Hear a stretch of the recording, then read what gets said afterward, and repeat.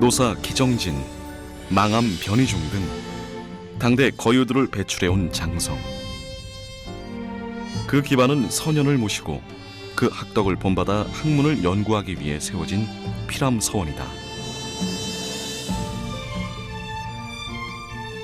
조선 선비의 사표인 하서 김인후, 도학, 문장, 절의의 삼덕을 갖춘 대연으로 문묘 18년에 배양된 하서 김인후의 높은 학덕을 피람서원에서 만나보자.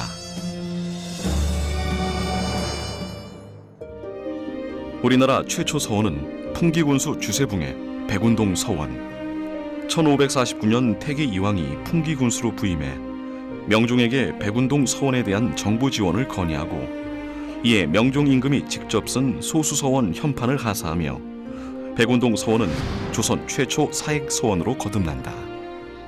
나라에서 이를테면 인정하는 서원을 우리가 사익 서원이라고 그러지 않습니까? 임금이 이제 현판을 내리고 그렇게 되면 그 일정 부분에 약간 면세, 세금을 내지 않아도 되는 땅이 있게 생기고 되고 또 국가의 공역을 부담하지 않는 그런 노비들이 그가 소속이 되고.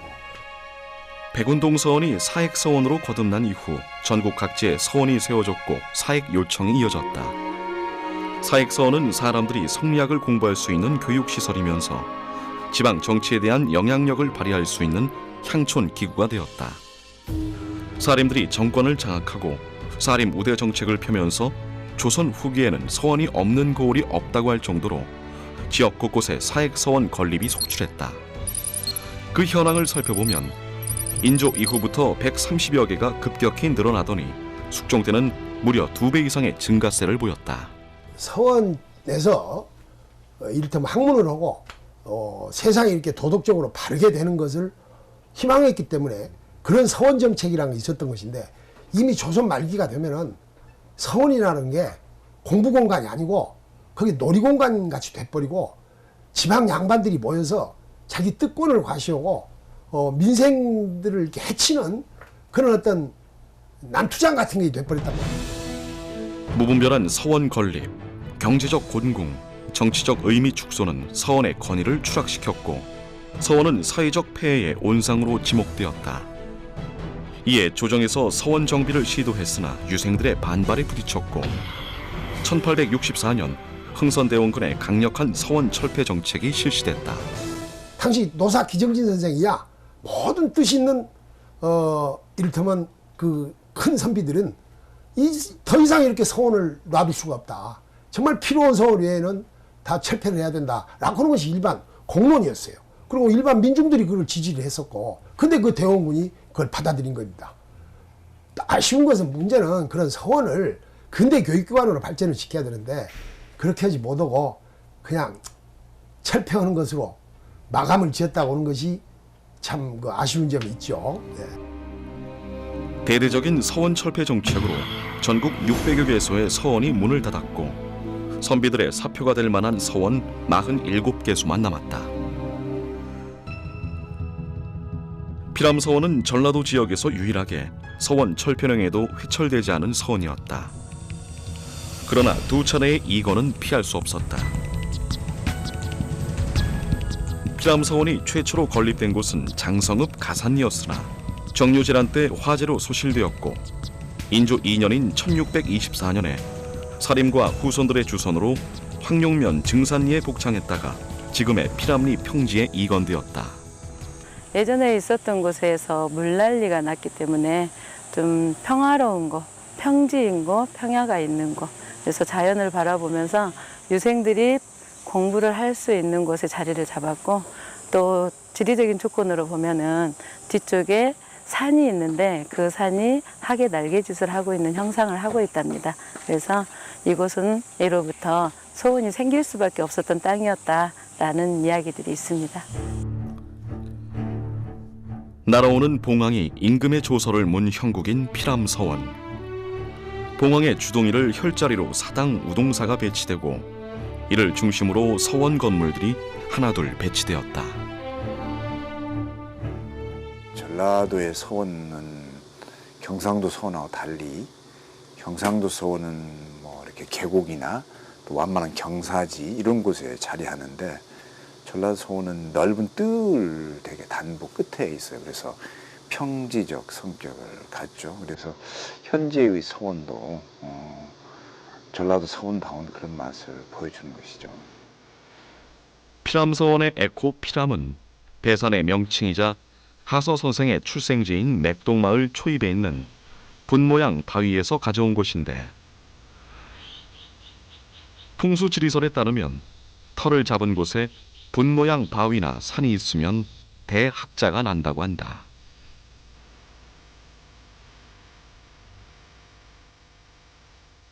피란바위의 유래는 원래는 그 마을에 있을 때 붓바위라고 저희들이 불렀었고요. 1662년도에 현종 임금님으로부터 사액을 받을 때 하서 김인우 선생님은 큰 학자다라는 뜻으로 부필자 바위암자라는 글씨를 사액 현판을 내려주셨습니다. 피람서원으로 들어서는 진입 공간에서 만나는 홍살문과 확연루. 흔히 봐왔던 서원의 정문과 다른 피람서원의 확연루는 출입과 휴식처를 겸한 시설이다.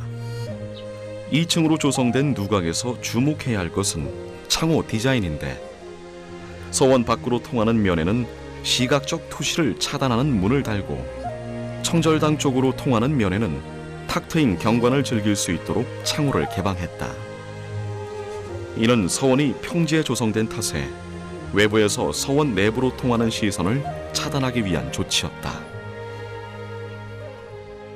제일 앞에 확연루라고 있잖아요. 그 송시열 선생 글씨입니다. 그리고 뒤에 보면 그 강당이 청절당이요. 누각이 확연루, 확연이라고 확 터졌단 말이죠. 이게 이분이 인품 자체가 아까 말한 활달한 분이라, 활달하고 아주 너그럽고, 그리고 확연, 우주를 표현할 때 우리가 확연하다 뭐 이렇게 하잖아요. 그렇게 확연, 그런 어떤 큰 마음. 하 선생이 항상 중요시 생각한 것이 마음을 항상 살려야 된다. 활심을 항상 주해서 마음을 살려야 된다. 활심. 참 대심이란 것보다 더 참 대심은 본래 큰 본래 그 받은 것이라면 활심이라는 것은 대심으로 가기 위한 어떤 수양 과정의 마음 아니겠어요? 활심을 주장을 했어. 그러니까 그 확연루에서 활심 정신을 배워야 돼. 하서 김인우 선생의 활심 정신을 마음에 새기며 서원 내부로 들어서면 강학 공간인 철정 땅이 눈에 들어온다.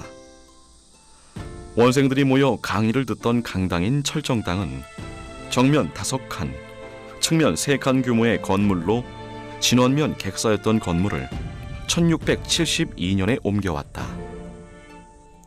청절당과 함께 강학 공간을 이루는 숭의제와 진덕제, 철정 땅의 좌우에 자리한 기숙사로 원생들은 봄과 가을, 열흘이나 보름 정도 이곳에서 기숙하며 제술과 경학을 익혔다.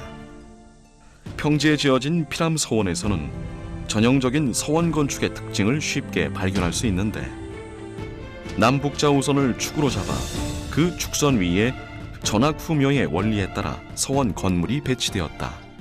주변의 어떤 자연 경관과 맞아 떨어지려면은 대개 이렇게 남북 좌우선상의 주축을 만들기는 어렵죠. 근데 평지적 성격을 갖는 서원 건축은 아무래도 이렇게 넓은 뜰을 남북 좌우선상에 축선을 두고 그 축선마다의 중요한 건물들을 하나하나 이렇게 자리하게 하는 것이죠.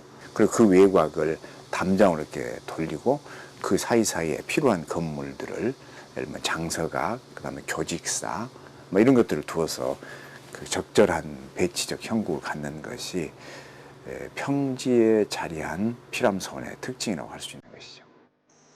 하서 김인우 선생의 하서집 경판이 보관되고 있는 경장각.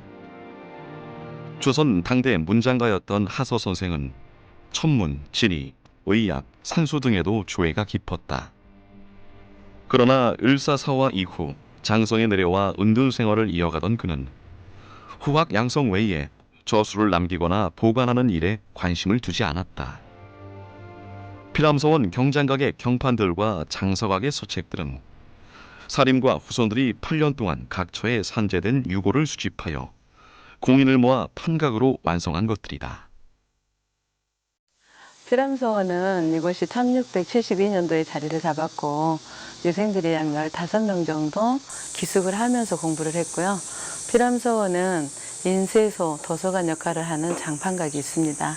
그래서 그곳에서 직접 그 유생들이 공부할 수 있는 자료집을 만들어서 편리하게 공부를 할 수 있게끔 되어 있었고, 지금 현재는 전국에서 아마 사회단체 보조금이나 어떠한 격식에 갖춘 게 아니라 지역민들이 스스로 모여서 공부하는, 그러니까 책 읽는 소리가 나는 서원은 지금 피람서원이다라고 이렇게 말씀을 드릴 수가 있습니다. 우리의 조상들이 그러했듯 선현들의 지혜를 하나라도 배우고자 하는 이들이 철정당 강하게 참여했다. 피람서원의 유생이 되어 한문을 한자 한자 적고 그 뜻을 깨달을 때의 기쁨은 남녀노소가 다르지 않다.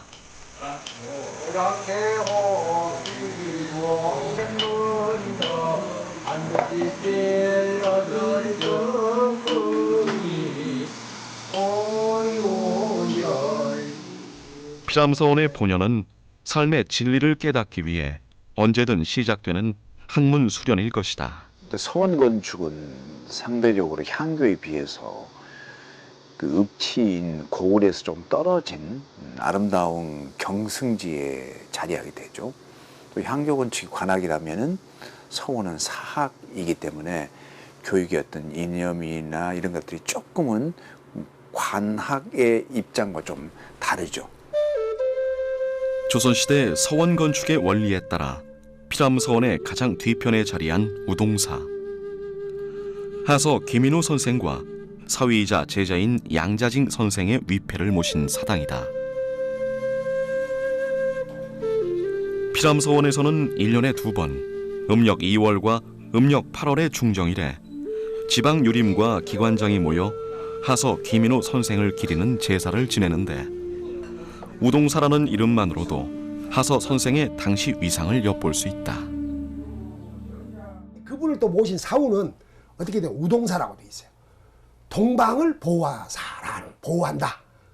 동방을 보호한다라고 하는 뜻이 있어. 그래서 결국 우리가 큰 활심의 정신으로, 그리고 맑은 절의 정신으로 우리가 우리 동방을 좋은 나라로 만드는 그런 어떤 각오를 새기는 게 우리가 피람서원을 방문하면 또 우리가 하서 선생을 배울 때, 생각할 때 항상 느껴야 되는 것으로 생각을 합니다.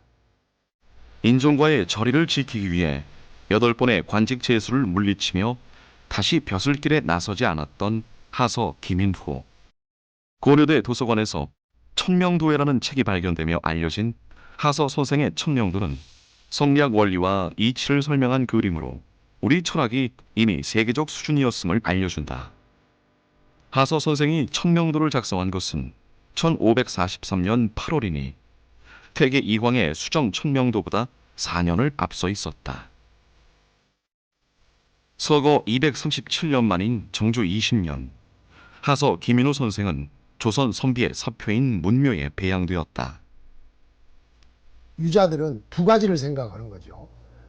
임금의 나라라고 하는 거, 정통, 왕통이라는 것을 중시했지만은 한편에서는 우리 도덕과 학술의 정통을 찾고 싶었어요. 그게 바로 도덕과 학술을 창시했던 그 공자로부터 해서 그 사성, 또 십철 이렇게 내려온 과정에서, 그러니까 두 군데서 제사를 지내고 싶은 거죠. 왕통을 위해서는 그 종묘에서 제사를 지내고, 이 학술과 사상의 전통을 위해서는 우리 문묘에서 제사를 지내는 그런 두 가지 제사 체제를 갖고 있었기 때문에, 문묘라고 하는 것은 왕통에 버금가는 학문과 도덕의 정통을 숭앙하는 그런 어떤 상징 공간이다. 이렇게 했을 때 그 중요성이라는 건 대단한 거죠. 31세에 문과에 합격해 관직에 들어선 하서 김인후. 높은 학덕을 인정받아 세자의 스승이 되었다. 누구도 감히 입에 올리지 못했던 기묘명언의 신원을 청할 정도로 지치주의를 바랐고, 왕도 정치로 나라 정치를 올바르게 이끌고자 했던 그는 인종의 죽음으로 깊은 절망에 빠져든다. 임금이 8번이나 관직을 제수해도 목숨을 걸고 벼슬길에 나서지 않았고, 도학, 문장, 절의를 갖춘 대현으로 문묘 18년에 이름을 올렸다. 하서 선생은 뭐 벼슬도 오래 높지 않고 또 그렇게 저술도 많지가 않고 그러나 그럼에도 불구하고 그 저술의 내용을 잘 살펴보면은 동방도학에 있어서의 그 정수를 일컬어 깨달았다. 그것에 대해서 이렇게 아주 가까이 이렇게 갔었다. 그리고 또 하나는 또 문장 자체가 아주 대단히 이 사실적이고 진실하고 이런 어떤 문장이 감동적인, 그래서 그 유학자라면은 마땅히 본받아야 될 그 문장을 많이 남기신 분이고, 또 이분이 자기에게 주어질 수 있는 많은 어떤 현세의 그런 어떤 뭐 권력이라고 그럴까, 재물이라고 할까, 이런 것 갖고 아주 초연하게 좋은 나라를 위한, 좋은 임금을 향한 어떤 그 절망 속에서, 절대적인 그런 어떤 희망 속에서 어지러운 도학 그 외척 시대에는 정치를 하지 않겠다라고 하는 그런 절의를 발휘했기 때문에 도학과 절의와 문장이 한데 모인 분이라고 그래가지고 이렇게 모셔지게 된 겁니다.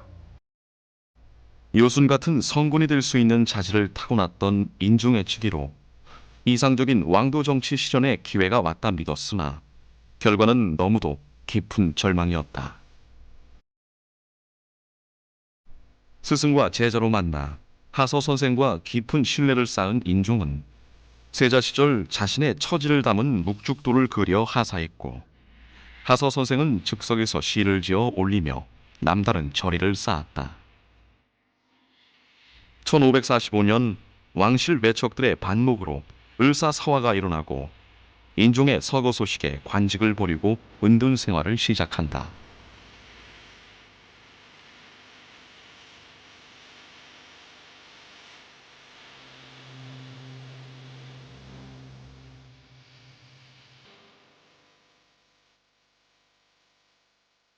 그러니까 계속 이런 참화가 계속 될 텐데 이거 어쩌으면 좋겠는가. 그러니까 내가 날아간 나무가 날아갈 수 있다고 하던들 이런 어떤 이 슬픈 세상을 못 벗어날 건데 어떻게 할 건가. 이런 시 같은 것은 이건 아무 보면 이거 뭐 정치적인 색깔이 없는 것 같아도 그걸 내명을 이렇게 읽고 보면은 이분이 참 이게 참 글을 짓는 데 있어서 대단한 하여튼 그렇다고 이것은 짜맞춰서 지어진 글이 아니란 말이죠. 이게 자연 감정이 나오는 건데 그분의 어떤 풍부한 감수성과 그 따뜻한 그 인간미가. 하서 선생의 문학은 자신의 신념과 인생관에 대한 한탄과 도학의 문자적 표현이었다. 특히 문장을 다루는 실력은 1600수에 달하는 한시 작품으로 짐작할 수 있는데, 승정원 일기에 정조가 도학, 절의, 문장이 전체의 큰 쓰임에 하나라도 갖춰지지 않음이 없는 이는 하서 김인호 한 사람뿐이라고 했다는 기록에서 하서 선생이 빼어난 인물이었음을 알 수 있다. 사회 동포가 하늘로부터 받아낸 이 올바른 품성, 그것은 다 같은 것이다 라고는 대단히 보편적 정신을 가지고 계셨어요.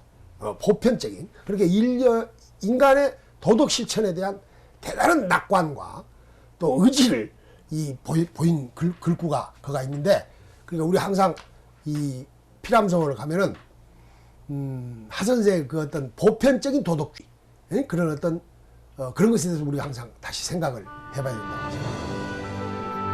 문부려장성의 토대가 되었던 피람서원, 그곳에서 대현인 하서 김인호 선생을 만난다. 목숨을 아끼지 않고 절의를 지키며 군자를 잃은 절망에도 후왕양성에 힘썼던 선생은 누구도 부정할 수 없는 조선 선비의 사표이다. 그리고 피람서원은 조선 선비 정신의 사표이다.